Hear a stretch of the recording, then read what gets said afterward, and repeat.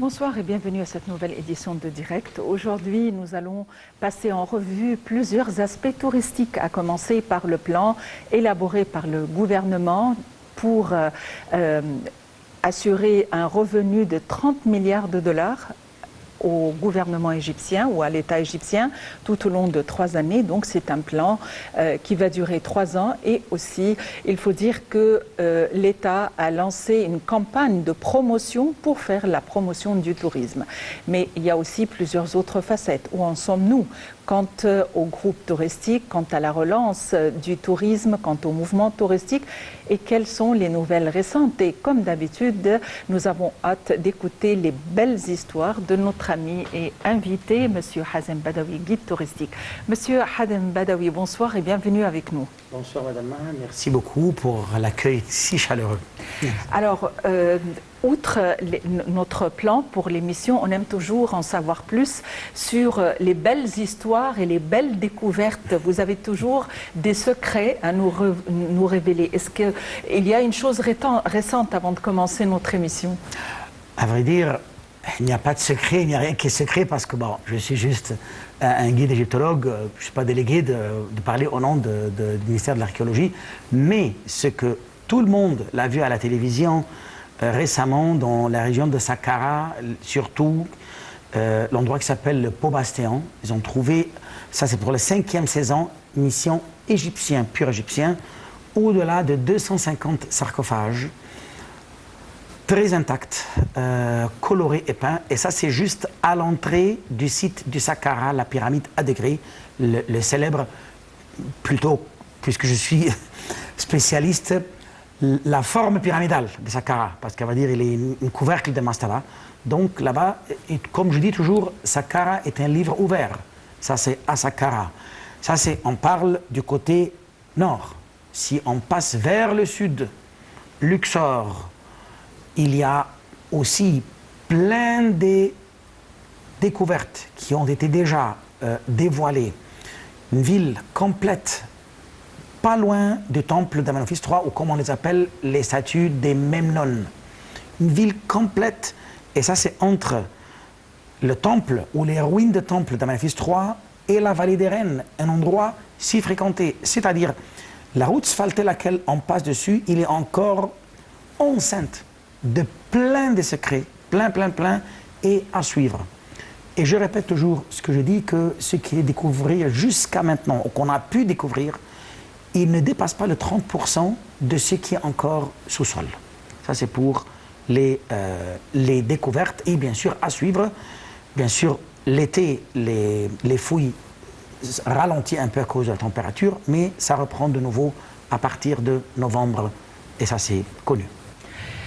Très bien, nous allons passer en revue plusieurs aspects concernant le tourisme, mais avant de commencer, on aimerait en savoir plus sur le plan du gouvernement visant à augmenter les revenus provenant du tourisme pour parvenir au moins au taux de 30 milliards de 30 millions de dollars durant les 3 prochaines années. Voyons les détails.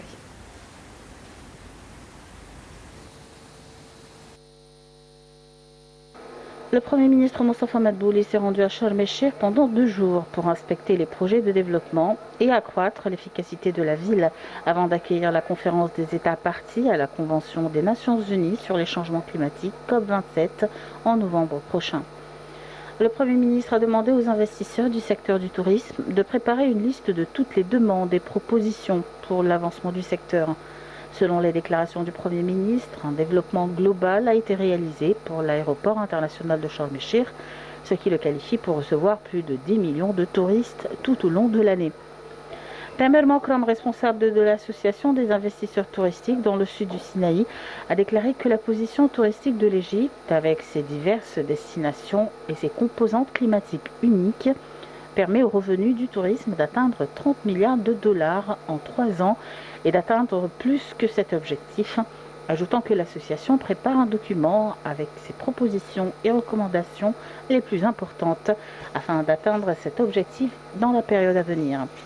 Mokram a ajouté que les propositions les plus importantes de l'association pour augmenter les revenus du tourisme sont le développement du secteur de l'aviation en développant les aéroports égyptiens, et en augmentant le nombre de compagnies aériennes, soulignant le gros dollar du secteur de l'aviation en attirer le tourisme et faciliter son accès aux destinations touristiques. Et le fichier le plus important à travers lequel il peut être utilisé. L'Égypte a accès à de nombreux marchés.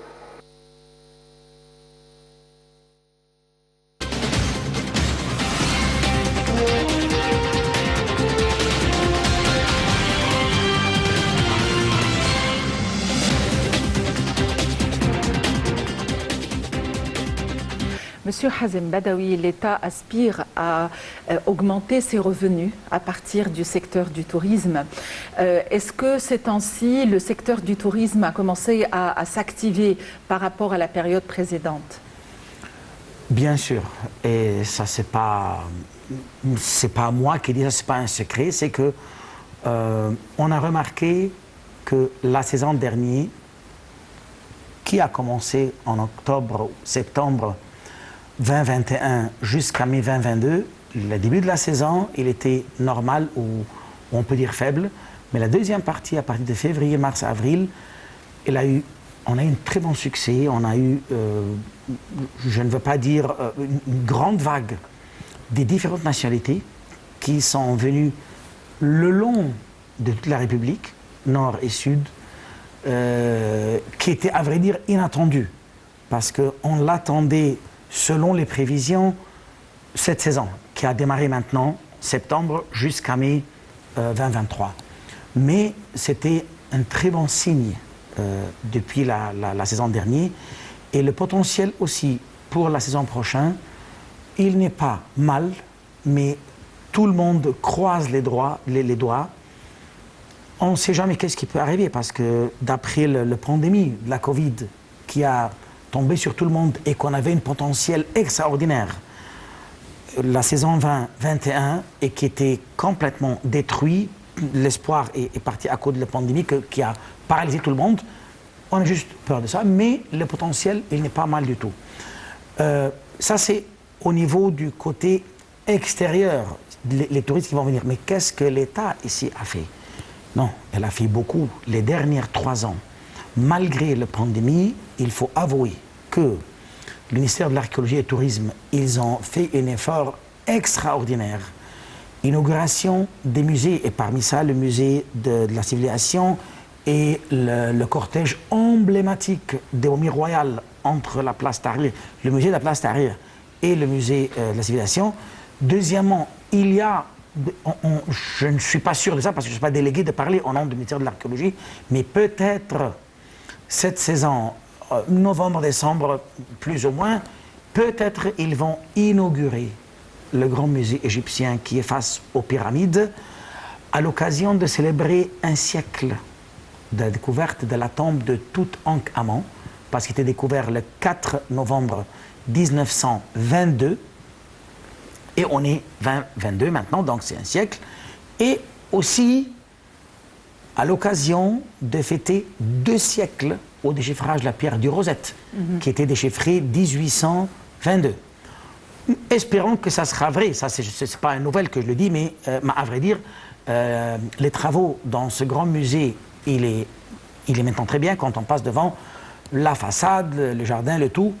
Aussi quelque chose de très important, on ne peut pas le nier, ça c'est peut-être les téléspectateurs, surtout ceux qui nous regardent hors de la République, peut-être ils ne vont pas croire ça.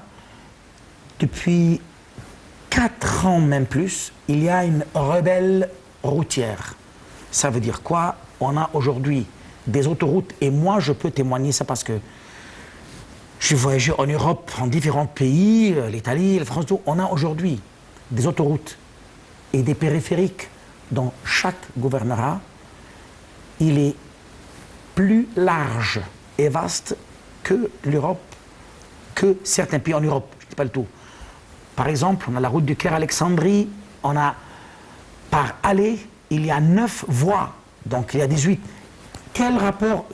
C'est pourquoi je dis ça pour le tourisme. Bien sûr, ça va faciliter le déplacement en véhicule. Ça ne sera pas juste enfermé ou réservé pour les avions. Non, on peut bouger en véhicule. mais bien sûr à condition de prendre toutes les mesures et les ordres et les restrictions que le ministre du Tourisme doit les respecter pour le confort du touriste. Ça, c'est des travaux extraordinaires. Ils ont rénové les sites. La Lady Sphinx, qu'ils l'ont inauguré récemment aussi, qui lie entre le tombe de Karnak et Luxor, qui fait 2,5 km. Et ça, il y a déjà des touristes, beaucoup, je parle au niveau personnel, qui veulent venir exprès pour voir ou pour balader à pied dans cette allée-là, qu'il faut avouer qu'ils ont fait des efforts énormes pour dégager tous les débris et faire présenter les sphinx là-bas. Ou les statues du sphinx ou de Rahur Arti, comme on dit le nom scientifique.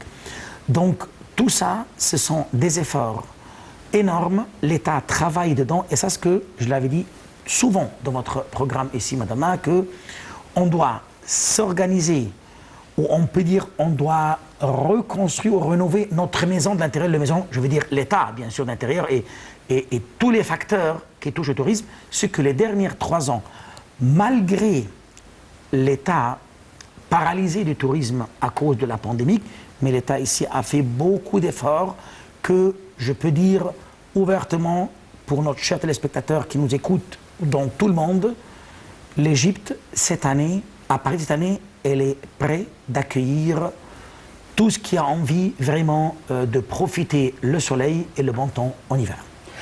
Vous avez mentionné en parlant la pierre de Rosette et justement à l'occasion du bicentenaire du décryptage des symboles de la pierre de Rosette qui a joué un rôle incroyable et c'est à partir de cette date-là... C'est la clé. Voilà, c'est la clé. C'est la clé. C'est à partir de cette date-là que les égyptologues, ou l'égyptologie a commencé, les égyptologues ont commencé à comprendre l'égyptologie, mais en cette occasion, il y a eu 2 activités en parallèle. La première, ils ont reconstitué le visage de Ramsès II et aussi, il y a eu une campagne qui a été lancée, Découvrez un trésor dans votre gouvernorat.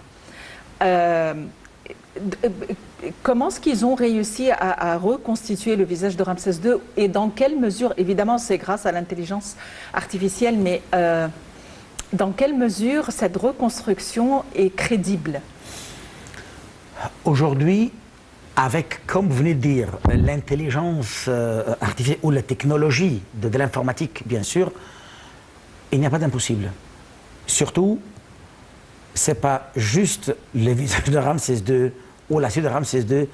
Et aujourd'hui, avec le ADN, et avec les momies qui existent, et tous les, ils ont reconstitué tous les visages et c'est pas d'exigence, c'est réel parce que selon les statues qui se trouvent par exemple dans le musée de Luxor, avec les prénoms, on voit clair que ça c'est Thothmosis III avec la momie. Il y a la statue, il y a la momie réelle, par exemple. Il y a pour Toutankhamon, la même chose. Il y a au Giza, ici, le sphinx, ou comme on l'appelle en égyptien, Abul Hol Rahur Arti. Il a les traits de visage du Khéphren, le fondateur de la 2e pyramide, qui est identique avec sa statue qui se trouve au musée. Ça, c'est depuis la nuit des temps. C'est pas aujourd'hui les gens qui vont dire par l'informatique, par l'ordinateur, par data, on va reconstruire ça. Crédibilité 100%. Parce que le résultat qu'ils ont eu, il est parallèle aux pièces à l'antique réel. Donc, c'est aussi un effort énorme. Et ça c'est une autre phase. On va le prendre scientifiquement pour confirmer ou, comme vous venez de dire, la crédibilité de découvrir d'autres et d'autres et d'autres choses et de réaliser d'autres visages et d'autres têtes. Et cette campagne Découvrez un trésor dans votre gouvernorat, est-ce que ça incite les gens à aider les fouilles ou juste à connaître, à s'intéresser au tourisme? Les deux. Il y a du côté scientifique, les archéologues, ils n'arrêtent pas à fouiller. Juste ce qui freine les fouilles, c'est juste s'il y a des événements politiques. Et l'exemple clair était chez nous, entre 2011 jusqu'à 2016, tout était arrêté. Ensuite, en Égypte, on a repris de nouveau. Ça, c'est au niveau scientifique. Au niveau touristique, bien sûr, il y a, Madame Maha, des intéressés. Je les connais personnellement, au Luxembourg et ailleurs, que dès qu'ils sentent ou ils sniffent qu'il y a une découverte, ils veulent venir pour le voir. Et ça va à un rapport avec ce que vous venez de dire maintenant, que l'État veut augmenter le revenu, on devise au niveau du tourisme, chaque chose qui va être découverte ou inaugurée et encore autre chose. Ça, je l'ai entendu d'un propriétaire d'une grande agence de voyage en Suisse, et peut-être qu'il m'entend maintenant, s'il regarde l'émission, il a dit, dès que le grand musée qui est face aux pyramides, dans la grande pyramide, sera inauguré, ça va être un très grand aspirateur, c'est-à-dire les recherches et les reconstitutions des visages, ou tout ce qui touche ce domaine, de loin ou de proche, il joue deux rôles parallèles, pour les scientifiques, les archéologues, et en même temps les touristes ou les visiteurs qui sont très intéressés, et il y en a, Madame Ma, je vous confirme, en masse dans tout le monde. Très bien. Monsieur Hazem Badawi, si je vous demandais quel est le point fort du tourisme égyptien? On a un produit qui n'existe nulle part dans le monde, Madame Maha.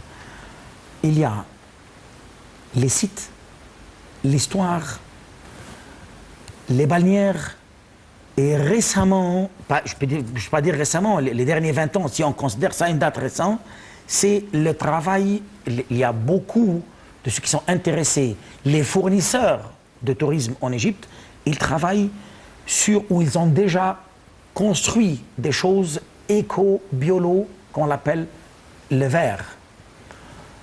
Tout ça, et j'ai aussi entendu ça par des amis et des gens qui ont travaillé, des touristes.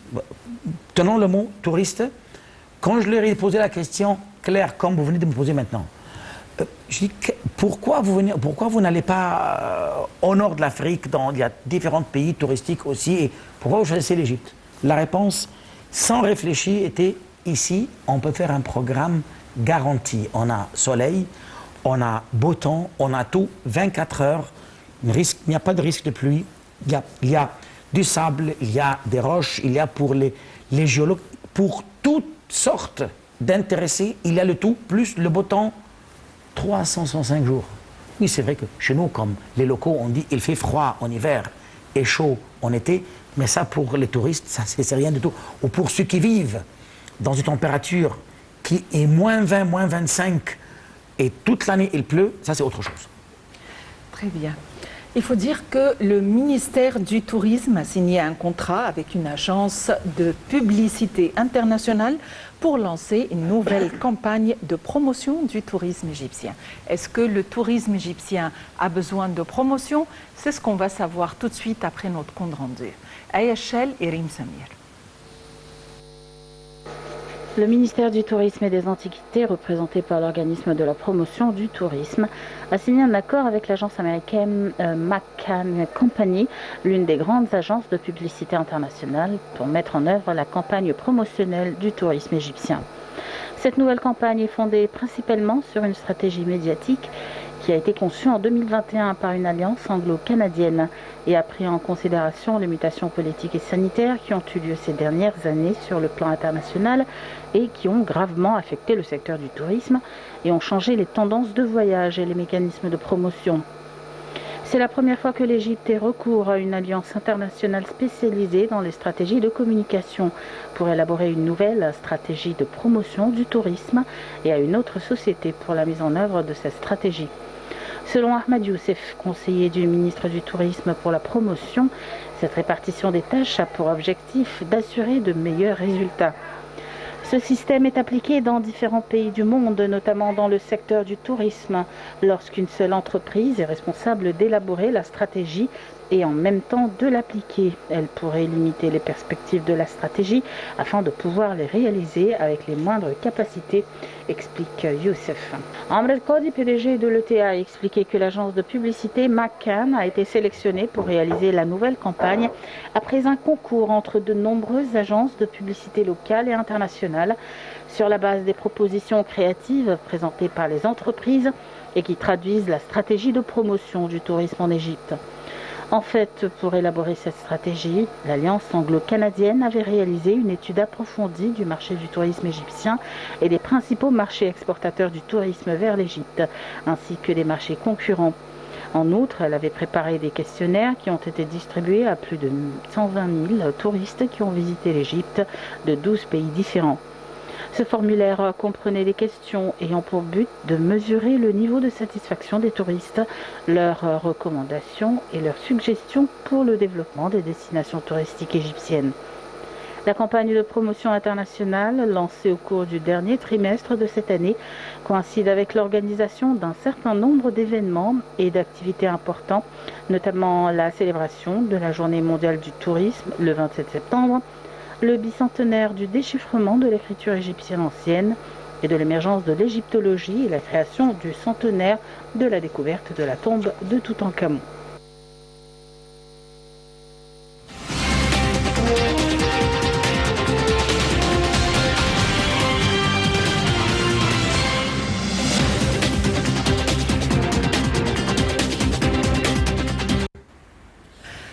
Monsieur Hazem Badawi, est-ce que le tourisme égyptien a besoin d'une grande campagne de promotion? Bon, mon opinion personnelle et aussi selon l'écho que je l'entends de tout ce que je connais à l'étranger, pas de cette façon. Déjà, il n'y a pas 2 pays dans le monde qui ont des pyramides. Il n'y a pas 2 pays dans le monde qui ont Toutankhamon. Il n'y a qu'un seul pays. Et c'est connu mondial. C'est juste l'occasion, ça veut dire la situation politique de l'État chez nous et qui est stable. Et la possibilité que les gens viennent chez nous, pas chez nous, pour leur plaisir, pour découvrir. Peut-être cette sorte de propagande ou de ces compagnies, il met, comme on dit, le highlight, où il fait briller un peu.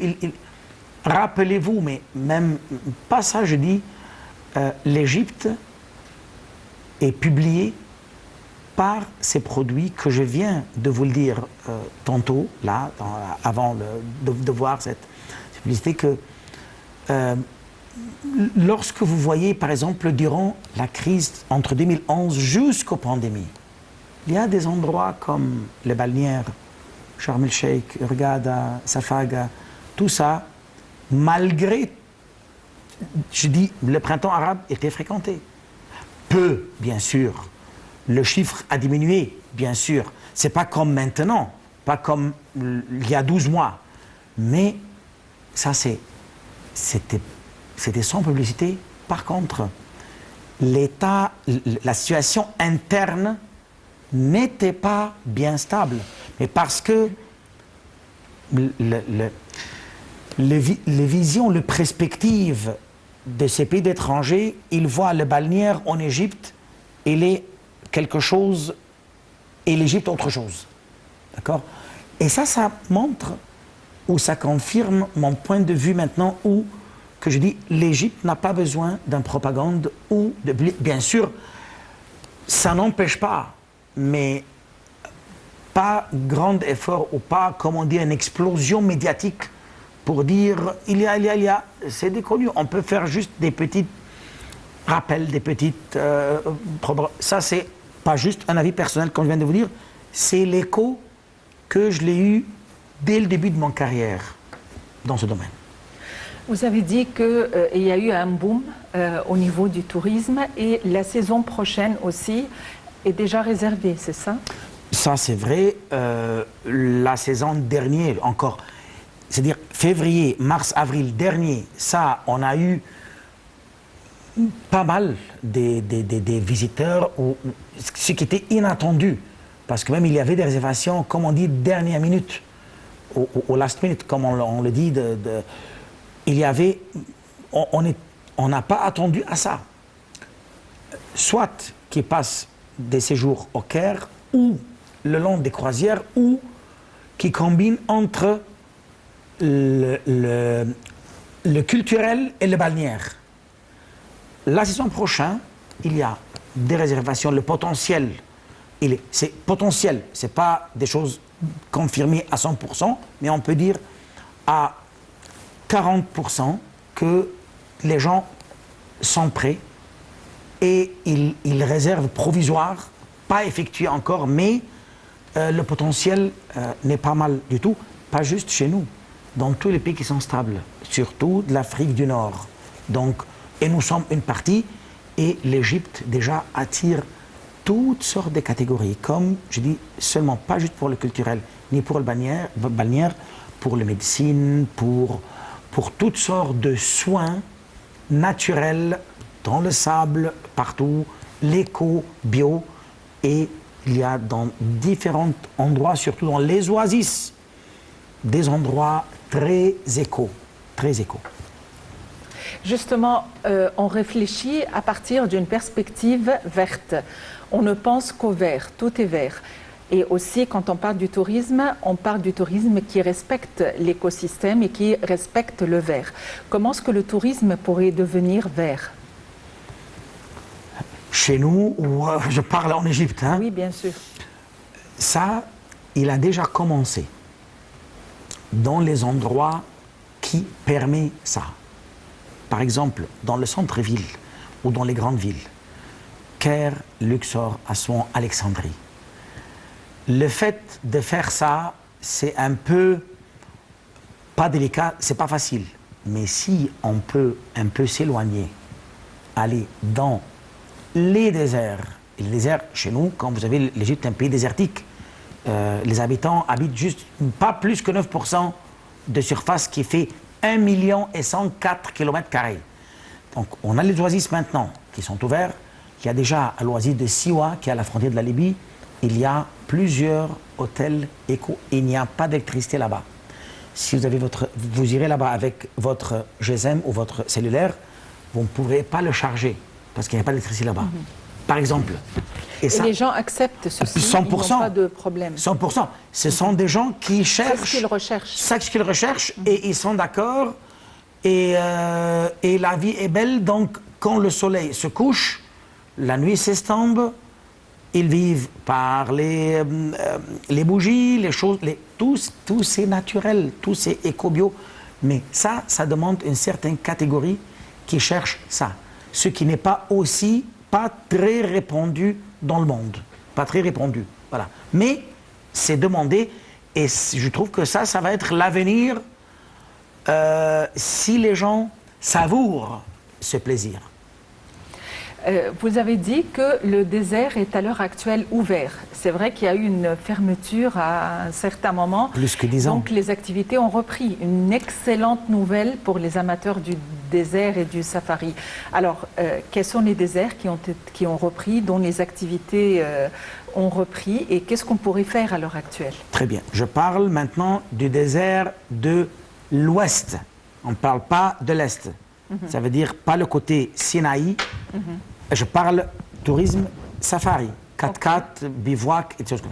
Donc, le côté ouest, le désert qui est parallèle au Nil du côté ouest, qui commence, on peut dire, les zones fréquentées, alors il y a des sites à partir du Giza, les pyramides, Fayoum, l'oasis Baharia, l'oasis Farafra, l'oasis Dakhla, l'oasis Kharga, et on peut joindre Luxor.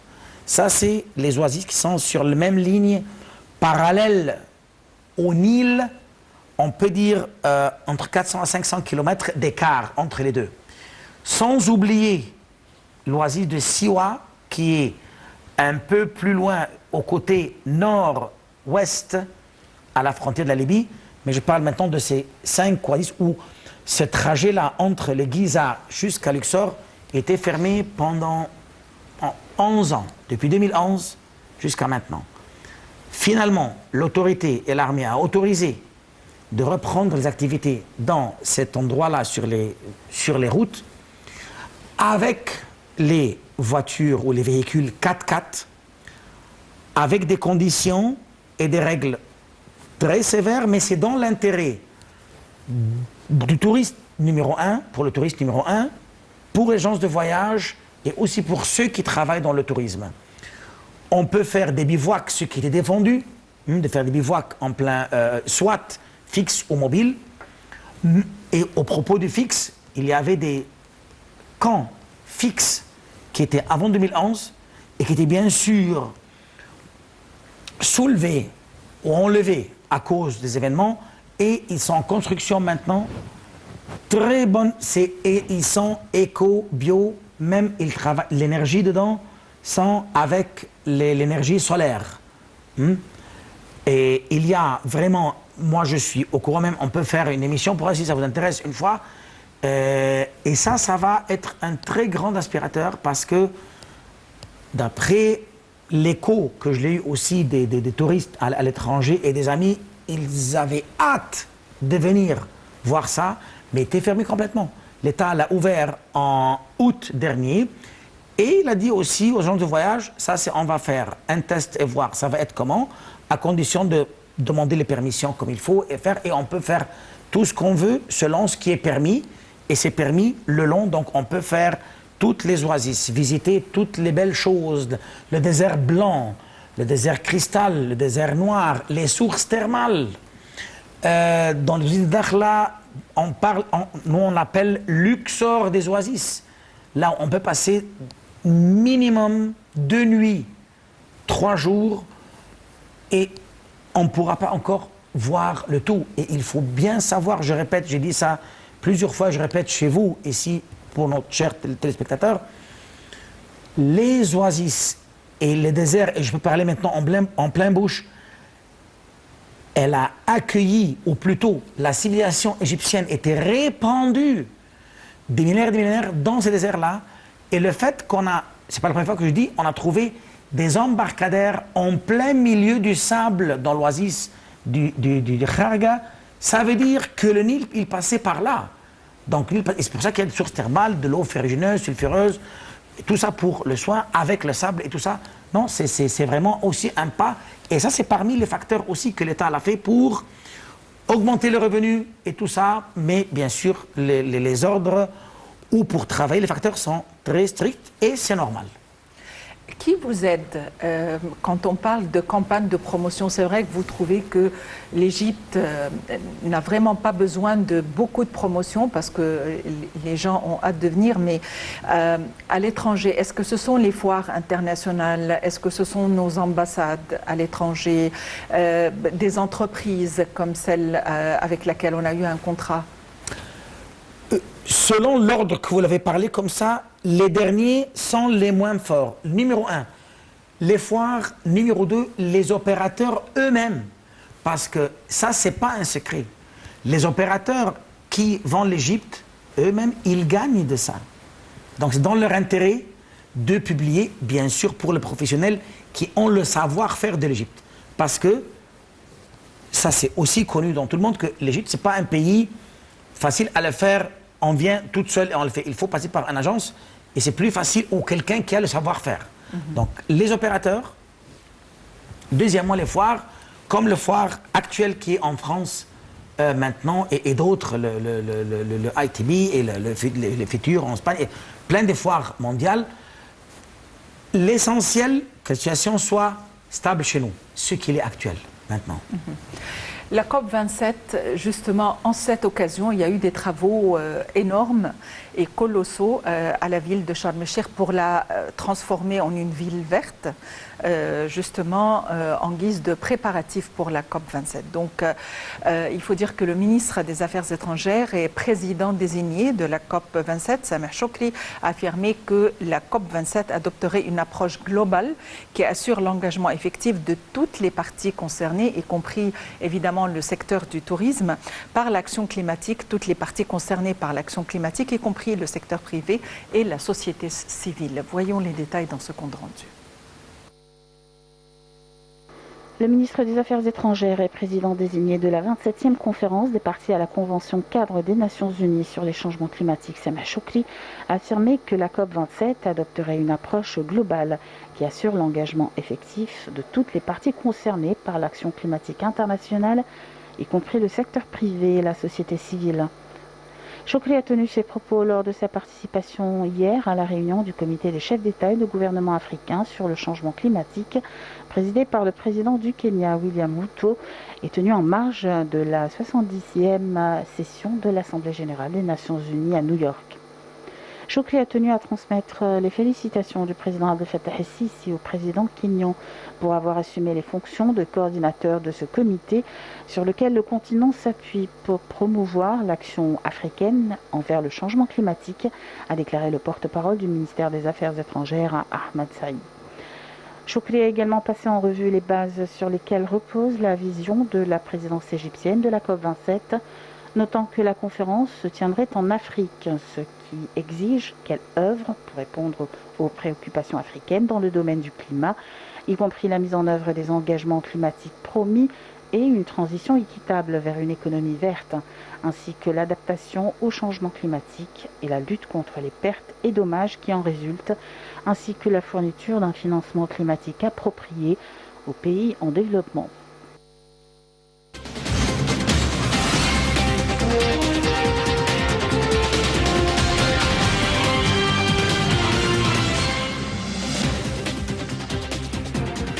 Hazem Badaoui, malheureusement on doit clôturer, mais je ne peux pas résister cette tentation, celle de vous demander dans quelle mesure la COP27, très brièvement, va être une bonne occasion pour le tourisme. Déjà, l'endroit qui est choisi, c'est la ville de la paix, Sharm el-Sheikh. C'est une ville éco déjà depuis longtemps, et je peux vous dire que pour les changements climatiques et tout ce qui est éco, elle a commencé depuis, elle a démarré à Sharm el-Sheikh depuis plus que 20 ans. Pour les poteaux solaires, pour plein de choses, aussi le désert là-bas, quand elle sera inaugurée, ça va être un magnifique inspirateur parce que, comme on dit, Sharm el-Sheikh, c'est l'endroit de la paix ou la ville de la paix. Voilà. Effectivement, maintes travaux sont en cours à l'heure actuelle et des préparatifs pour la transformer en ville verte. Avec des voitures électriques et autres, et pour mettre tout ce qu'il faut, mettre en place toute l'infrastructure nécessaire, et justement pour profiter de la COP27, qui sera une plateforme à tous les niveaux, que ce soit le niveau climatique, le niveau politique, le niveau économique, et aussi pour encourager les start-up des jeunes qui s'intéressent à ce genre d'activités, qui ont une dévotion vis-à-vis de tout ce qui est sauvegarde du climat et dont les entreprises travaillent dans ce domaine.